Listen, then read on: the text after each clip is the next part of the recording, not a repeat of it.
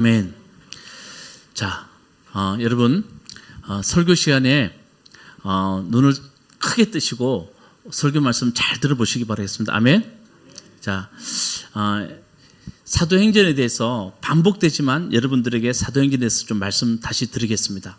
자, 여러분, 사도행전의 시작은 예수님이 이렇게 말합니다. 너희가 예루살렘을 떠나지 말고 무엇을 기다리라 그럽니까? 성령을 기다려라. 그래서 사도행전부터는 성령에 대해서 나옵니다.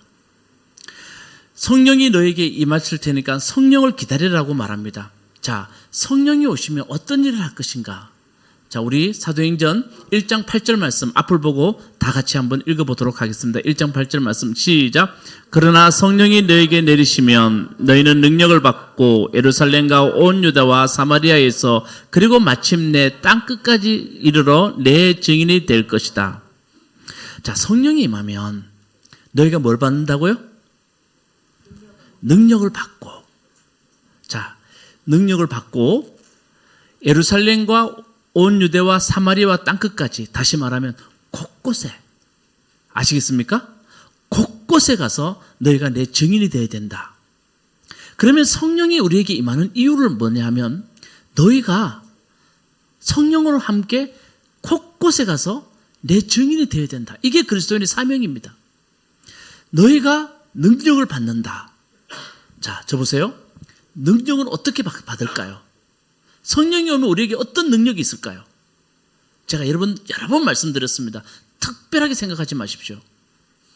성령이 우리 사도행전에 말하는 성령은 우리가 하나님의 아버지의 마음을 우리가 알아차린다는 겁니다. 여러 번 말씀드렸습니다. 예수님의 마음을 우리가 알아차리는 겁니다. 예수님이 얼마나 우리를 사랑하셨고 우리와 함께하기를 원하고 우리와 또 우리를 자녀로 생각하는지 그 마음을 알아차린다는 겁니다. 그게 능력입니다. 여러분, 사람에게 가장 큰 능력은 누군가 나를 사랑한다는 것을 알아차릴 때 그 사람에게는 능력이 나옵니다. 아시겠죠? 그러니까 이 능력을 보면, 능력이 너에게 임하면 너희가 곳곳에서 나의 증인이 될 것이라고 우리에게 사도행전을 말하고 있습니다. 그 사도행전 1장이에요. 그 성령이 임하니까 사람들에게 뭐가 임하냐면 방언이 터져요.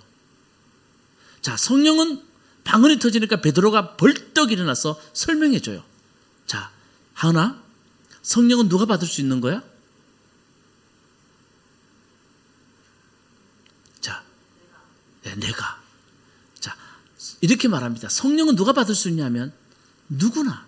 아멘? 누구나 성령을 받을 수 있다는 겁니다. 베드로가 벌떡 일어납니다. 그리고 이렇게 말합니다. 사람에게 성령을 부어주겠다라고 말하고 난 뒤에 베드로가 이렇게 말합니다. 어린이들은 뭘 본다고요? 어린이들은 예언을 할 것이고, 청년들은 뭐 한다고요? 환상을 볼 것이고, 늙은이들은 꿈을 꿀 것이다. 그러면 목사님, 아이들은 예언을 해야 되잖아요. 청년들은 환상을 봐야 되잖아요. 늙은이들은 꿈을 꿔야 되잖아요. 이게 아니고 성령은 각 세대에 각각의 모습으로 성령은 각 사람에게 임한다는 이야기를 하고 있습니다. 아멘? 누구에게나 성령이 임한다는 겁니다. 베드로가 그걸 설명해 줍니다.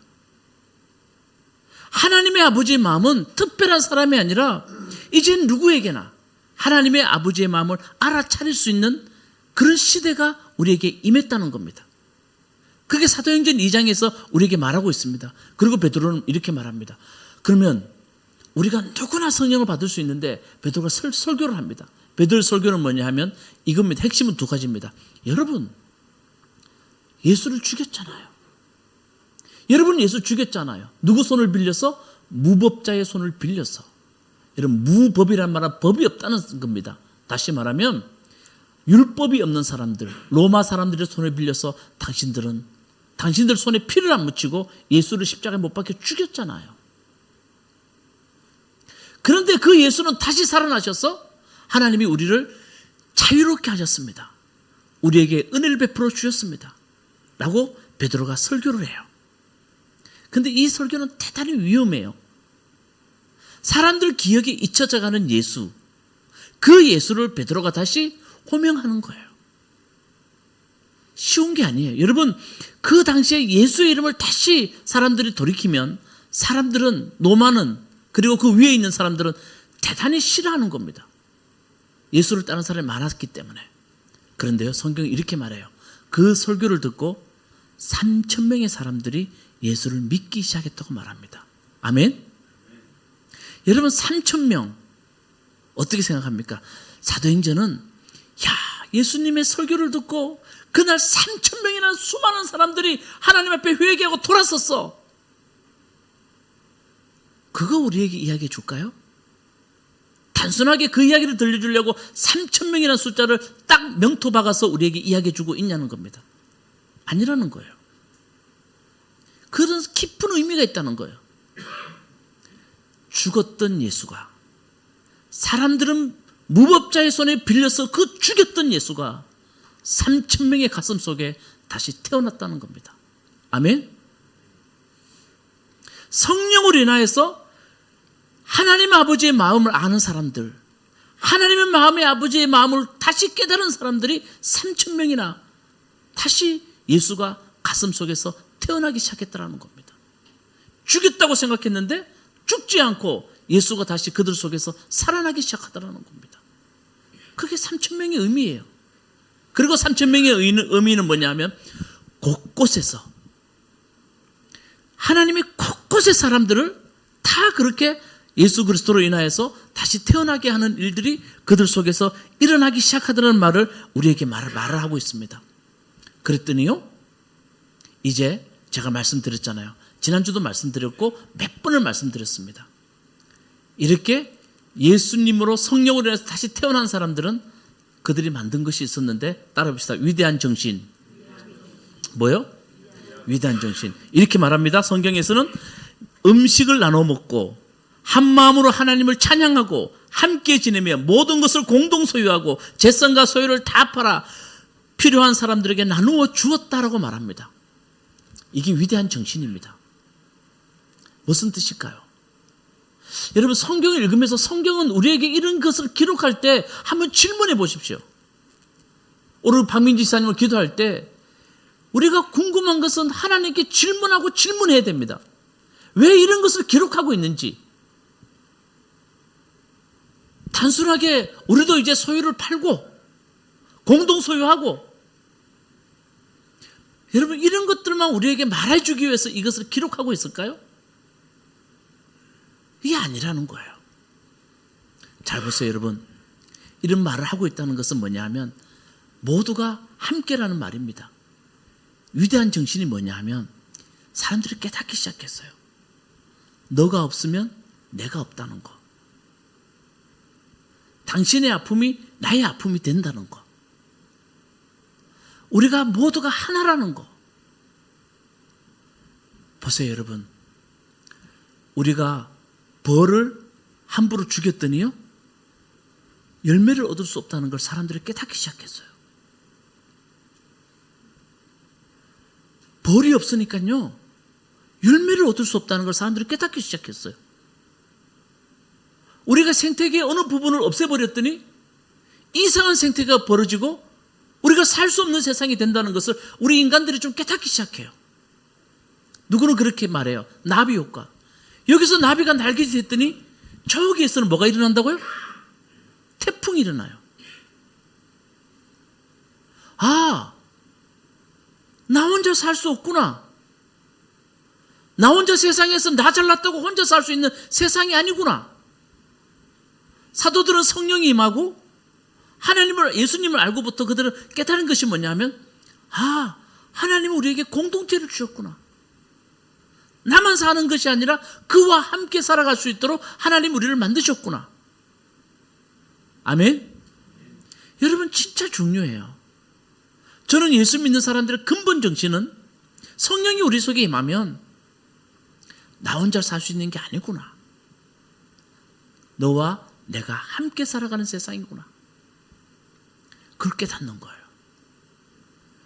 그래서 예수님에게 말했잖아요. 사람들이, 예수님, 가장 중요한 계명이 뭡니까? 예수님 뭐라 그랬습니까? 하나님을 사랑하고 어떻게 해요? 이웃을 내 몸처럼 사랑하라. 로마서 13장에 가장 큰 계명은 내 이웃을 내 몸처럼 사랑하는 것이다. 이게 무슨 말입니까? 너는 이웃 없는, 다른 사람이 없는 세상을 살아갈 수가 없다. 이걸 깨닫는 것이 위대한 정신이라는 겁니다. 자, 여러분, 그리고 3장으로 넘어가면 이제 성령이 임하니까 베드로와 요한이 성전 앞을 지나가다가 남에서부터 걷지 못하는 사람을 어떻게 했습니까? 이렇게 세웠어요. 이것은 남에서부터 걷지 못하는 사람을 이렇게 세웠다는 이 이야기는, 우리도 그런 기적을 일으키라는 말도 되지만 정말 중요한 것은 예수 믿는 사람들은 걷지 못하는 사람들, 세상에서 일어설 수 있는 힘이 없는 사람들을 어떻게 하라고요? 일으켜 세우는 사람이 되라. 이걸 우리에게 말합니다. 세상에서 낙심하고 지쳐있고 살아갈 희망이 없는 사람들을 우리가 일으켜 세울 수 있는 사람이 되라. 이걸 우리에게 소중한 교훈을 우리에게 들려줍니다. 여러분, 한번 가만히 생각해 보세요. 우리 주변에 가까이 있는 사람들 중에서 살 희망을 잃어버린 사람들이 대단히 많아요. 꿈을 잊어버리고 사는 사람들이 너무 많아요. 남현섭 안재병이처럼 나보다 못한 사람, 우리가 왜 저렇게 살아? 왜 저런 마음으로 살아? 라고 말하는 사람들이 우리 주변에 너무 많아요. 근데 주님은 말해요. 그런 사람들을 좀 너희가 일으켜 세울 수 있는 사람이 되라고. 아멘? 이번에 우리 가서 보셨죠?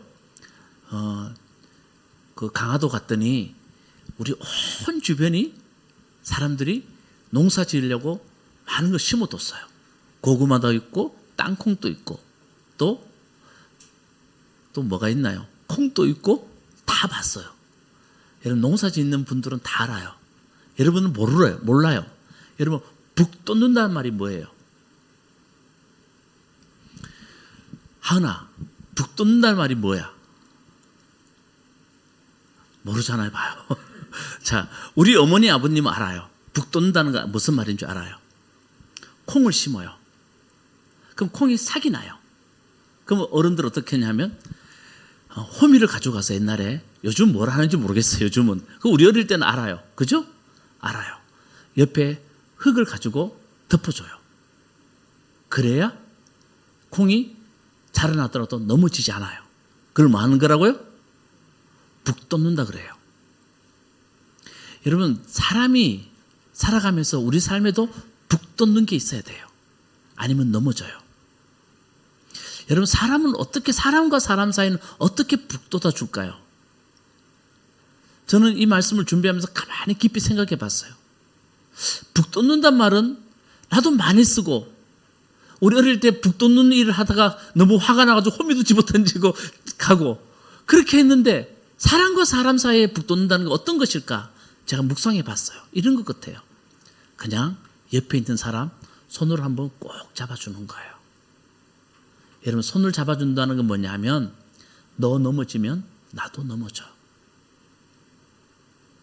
너가 힘들 때 너가 넘어지면 나도 넘어져. 그래서 손을 꽉 잡아주는 거예요. 여러분, 베드로와 요한이 남에서부터 안전병이를 보고 어떻게 했습니까? 근가어는 내게 없구나. 자, 우리 화면을 보시고 한번 같이 읽어봅시다. 사도행전 3장 말씀입니다. 자, 다 같이 시작. 은과 금은 내게 없으나 내게 있는 것을 그대에게 주니 나사렛 예수 그리스도의 이름으로 일어나 걸으십시오. 이 말하면서 어떻게 했습니까? 손을 어떻게 했다고요? 잡아줬어요.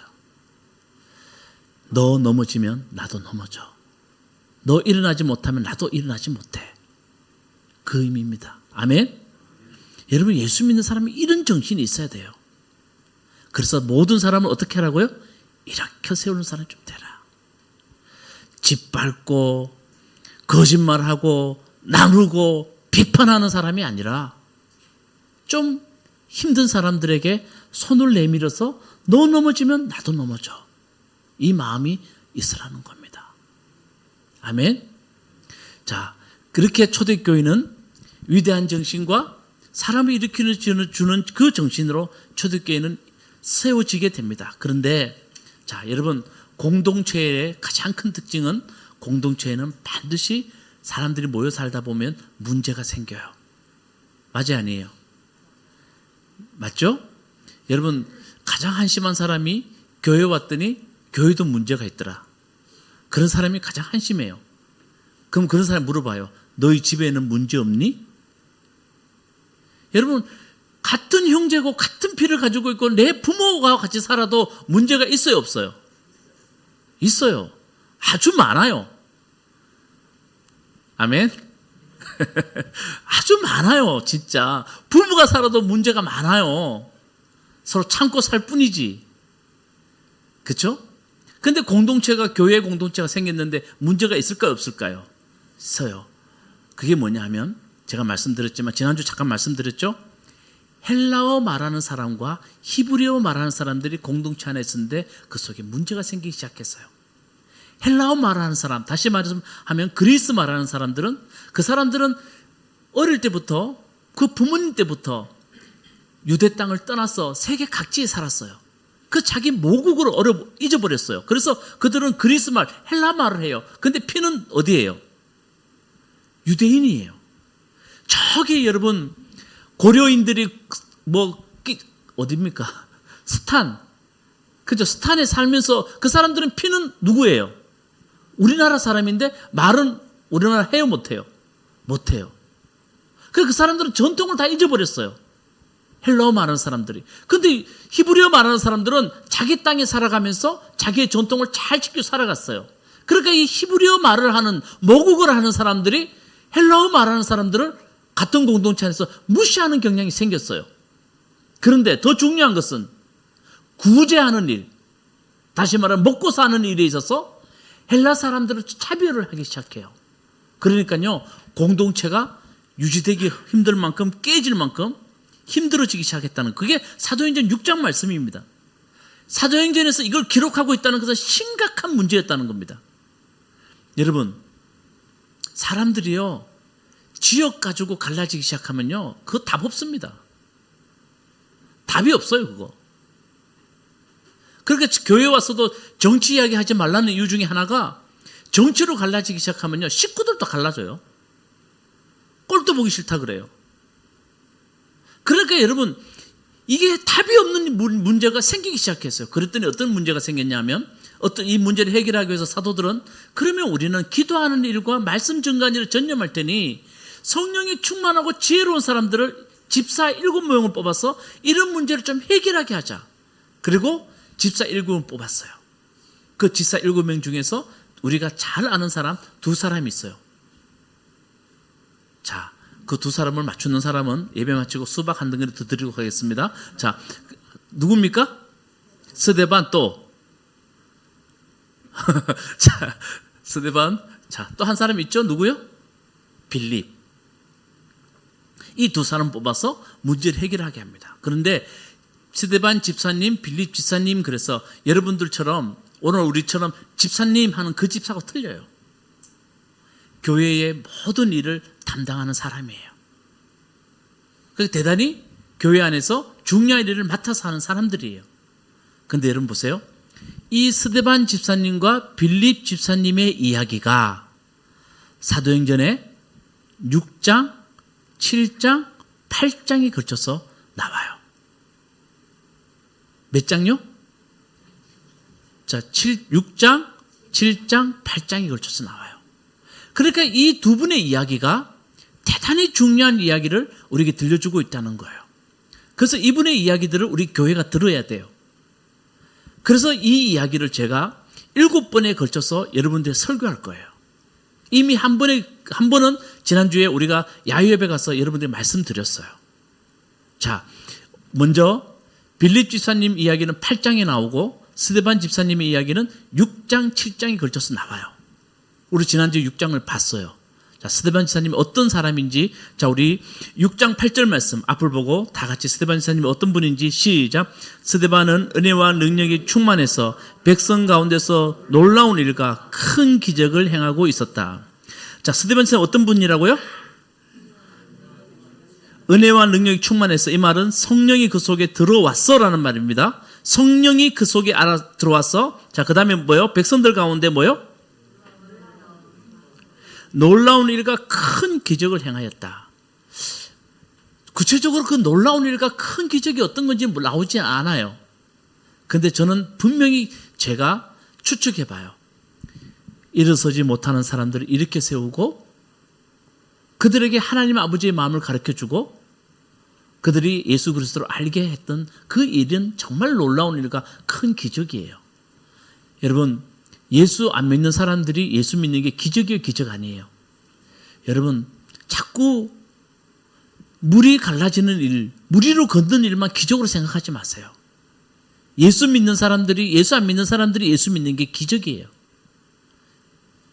제가요, 말레이시아에서 얻은 병이 하나 있어요. 근데 그 말레이시아에서 얻은 병 하나 때문에 너무 절망이 되더라고요. 그런데 그 병이 다 나았는데 그때 제가 알았어요. 여러분, 안 아픈 게 기적이에요. 아멘? 아프 보세요. 제가 여기 담 걸려가지고 못 일어날 때요. 지난번에 담 걸려서 못 일어날 때 제가 그때 큰 병이요, 작은 병이에요? 아유, 아니에요.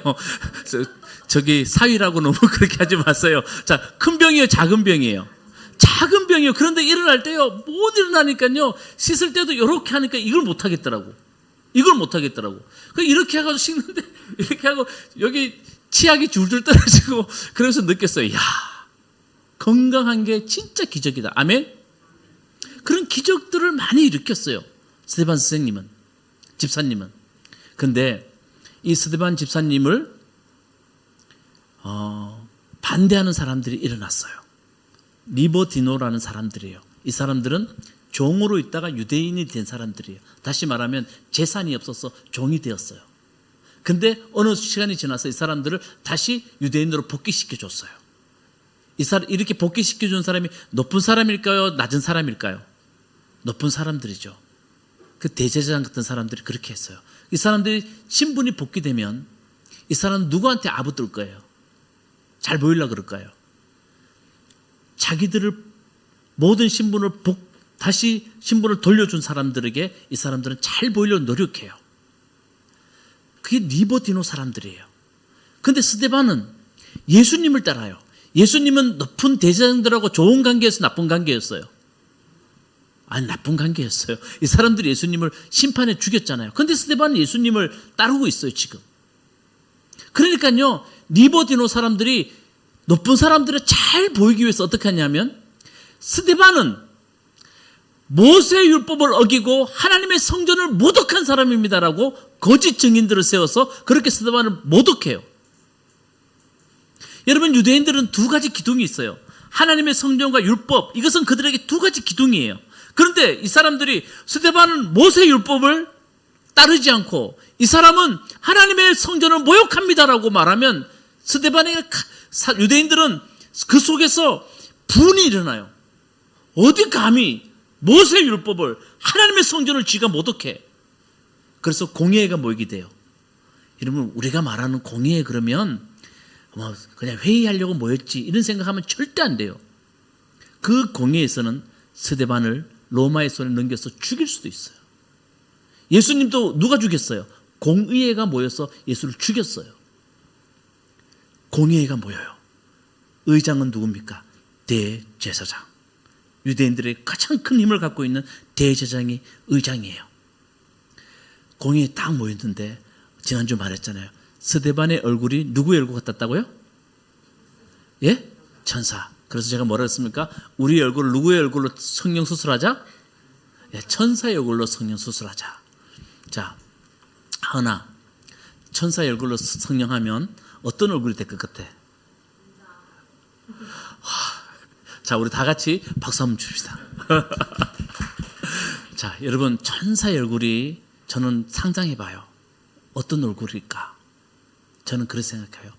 예수님의 자녀이기 때문에 스스로를 긍정하는 얼굴.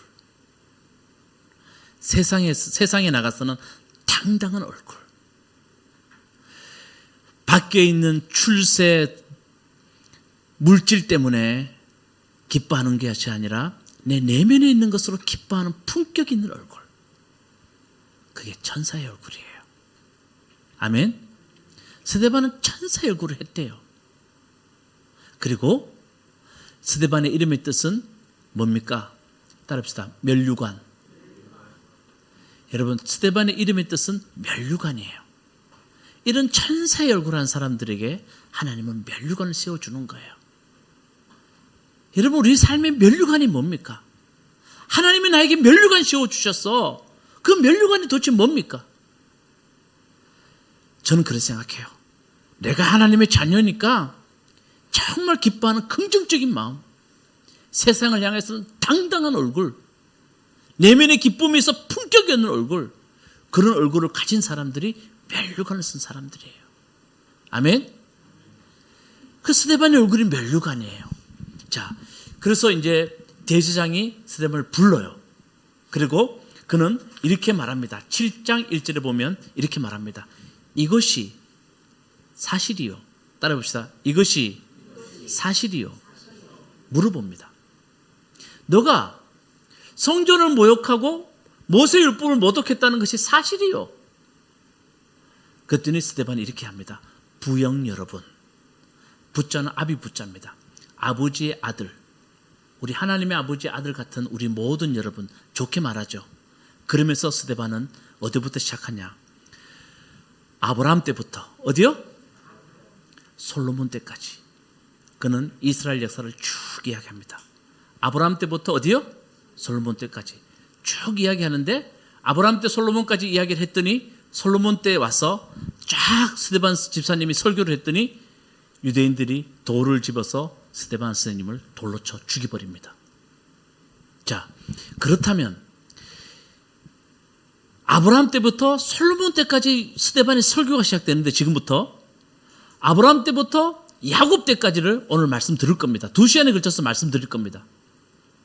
아브라함 때부터 야곱 때까지, 내 다음 주는 야곱 때부터, 모세 때부터 솔로몬 때까지 이야기를 여러분께 말씀 드릴 거예요. 자, 그러면 스데반 집사님은 무슨 설교를 했을까? 무슨 설교를 했길래 사람들은 스데반 집사님을 돌로 쳐 죽였을까? 참 중요하잖아요. 여러분, 제가 어떤 설교를 하도 여러분 돌 들어 날 죽일 거예요? 집사님 나 죽일 거예요? 네, 그냥 다른 교회 갈 뿐이지. 저런 설교를 내가 왜 들어? 이러면서 갈 뿐이지. 돌로 쳐 죽일 정도면 그 설교는 어떤 겁니까? 대단히 도전적인 설교예요. 이제 그걸 좀 말씀드릴 거예요. 자, 오늘 간단하게 아브라함 때부터 야곱까지만 설교할 테니 여러분 조금만 더 정신 차립시다. 자, 제가 다 보여요. 속으로 하품하는 사람들이 있어요. 그럼 눈에 눈물이 쫙 고여요. 저도 옛날에 많이 그랬어요. 자, 그렇지만 이해됩니다. 자, 하나님 말씀 우리 조금만 더 집중해서 듣도록 합시다. 자, 여러분, 아브라함 때부터 야곱까지 이야기를 하는데, 스데반 선생님의 집중적으로 그가 말하고 싶었던 건 뭐냐 하면, 모든 역사에는 하나님의 손길이 있다는 거예요. 아브라함 때부터 그가 역사 이야기를 하는 이유는, 가장 중요한 것은 아브라함 때부터 야곱 때까지, 솔로몬 때까지 하나님 모든 역사에는 하나님의 손길이 있다는 거예요. 하나님의 구원의 역사는 한 번도 쉬지 않았다는 거예요. 아브라함이 특별한 사람이 아니라는 거예요. 아브라함은 하나님의 구원의 손길에 그냥 응답했을 뿐이라는 거예요. 아멘? 아브라함이 특별한 사람이 될 수 있었던 것은 모든 역사에 하나님의 구원의 역사가 흘렀는데, 그 구원의 역사, 하나님의 손길에 그가 응답했을 뿐이라는 겁니다. 그래서 아브라함은 우리의 조상이 되었다는 겁니다. 스데반의 설교예요. 저는 이 말씀이 참 우리에게 중요하다고 생각합니다. 여러분, 아브라함이 무슨 특별한 일이 있어서 그가 하나님의 자손된 게 아니에요. 하나님의 구원의 역사, 거기에 그 손길에 아브라함이 응답했을 뿐이라는 겁니다. 아멘? 여러분, 하나님의 구원의 역사가 뭡니까? 자, 하나님의 구원의 역사 그런데 그게 뭐냐 하면, 하나님의 사랑이에요. 하나님의 구원의 역사란 말은 하나님의 사랑이 어느 시대든 그 하나님의 사랑의 역사는 움직이더라는 거예요. 근데 그 하나님의 사랑이 뭐냐 하면 오늘 설교 제목이 뭡니까? 진심 어린. 진심에서 나오는 마음. 저는 이 말씀이 너무 좋아요. 이 제목이 너무 좋아요. 하나님은 어느 시대나 누구에게나 진심 어린 사랑으로 하나님은 우리에게 다가왔다는 거예요. 자, 이 하나님의 사랑은 지금 또 우리에게 그대로 다가오고 있다는 거예요. 아브라함이 된 것은 그 하나님의 사랑 앞에 그가 응답했을 뿐이라는 거예요. 그 하나님의 손을 잡았다는 거예요. 좀 이해되십니까? 이해되세요? 자, 그러면 5절 말씀 같이 읽어봅시다. 우리 5절 말씀, 본문 말씀 5절 말씀 같이 읽어봅시다. 시작.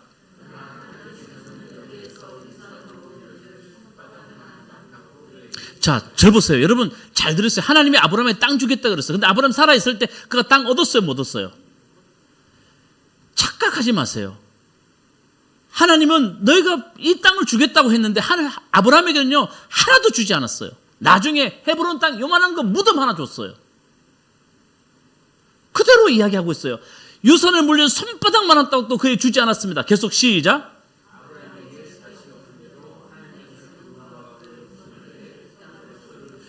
하나님이 아브라함에게 자식 줬는데 몇 세에 줬어요? 100세에. 그것도 몇 명? 하나. 자, 축복이에요, 축복이 아니에요?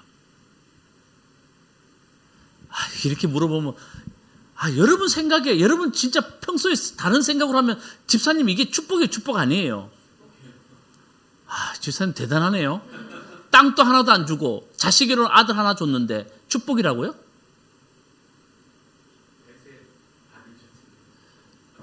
그래, 그렇게 말하면 할 수 없어요, 저도. 자, 축복이 축복 아니에요. 우리가 그냥 솔직히, 우리 솔직하게 이야기해보세요. 축복이 축복 아니에요. 좀 아니라고 말해주세요, 집사님. 축복이 축복 아니에요. 축복 아니죠. 여러분, 이러면요, 하나님께 뭐라 그러냐면, 나한테 왜 이래요?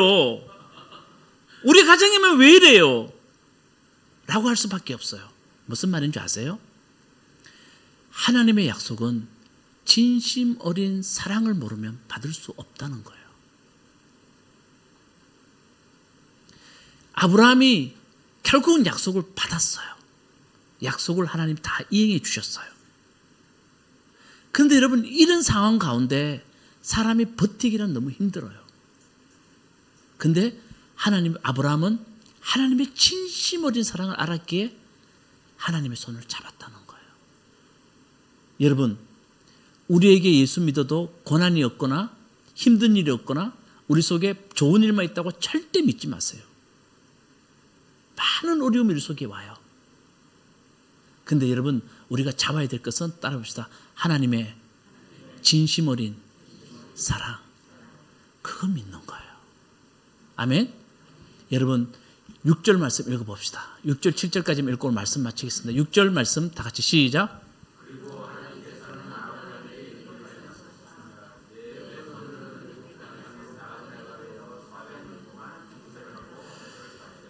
자, 하나님이 아브라함이 그렇게 말해요. 아브라함아, 내 후손은 400년 동안 나그네 되어서 남의 땅에 가서 학대받을 것이다. 자, 축복이에요, 축복 아니에요? 어떻게 하나님이 이런 말씀 나한테 해줄 수 있어요? 하나님, 정말 나에게 왜 이러세요? 라고 말할 수밖에 없는 상황에 왔다는 거예요. 그런데 아브라함은 하나님의 약속을 끝까지 진심 어린 하나님의 사랑을 붙들었다는 이야기를 하고 있어요. 그게 하나님이 하시는 일이었다는 거예요. 그래서 8절 말씀 봅시다. 다 같이 8절 말씀 시작. 그리고 하나님께서는 아브라함에게 할례의 언약을 주셨습니다. 그러나 아브라함은 이삭을 낳고 8째 되는 날에 그에게 할례를 행하고 이삭은 야곱에게 12족장에게 할례를 행하였습니다. 무슨 말입니까? 할례를 행했단 말은, 자기 몸에 할례를 행했다는 말은 기억하고 있겠다는 겁니다. 아멘. 하나님, 당신의 사랑은 내가 그렇게 어려운 상황에 있더라도 당신의 약속은 반드시 이루어집니다. 진심 어린 하나님의 사랑. 그걸 붙드는 것이 그리스도인이라는 겁니다. 아멘. 여러분, 저는 오늘 여러분들에게 이 말씀 꼭 전하고 싶어요. 우리 스데반의 집사님의 설교처럼 우리 속에 많은 어려움이 오고 또 우리 삶 속에 기쁜 일이 없거나 우리 삶 속에 고난이 올 수도 있어요. 그러나 그리스도인들은 뭘 붙드는 거라고요? 하나님의 진심 어린 사랑을 바라보고 가는 사람들이에요. 그 사랑에 손을 내미는 사람이 하나님의 사람이에요. 그런 사람이 되자는 거예요. 그래서 여러분, 우리 가정에, 내 인생에, 내 삶 속에 하나님의 깊은 사랑이 하나님이 있다는 것, 구원의 역사는 누구에게나 흐르고 있다는 것 반드시 기억하시기 바라겠습니다. 그래서 그 구원의 역사 옆에 반응할 줄 아는 여러분 꼭 되시기 바라겠습니다.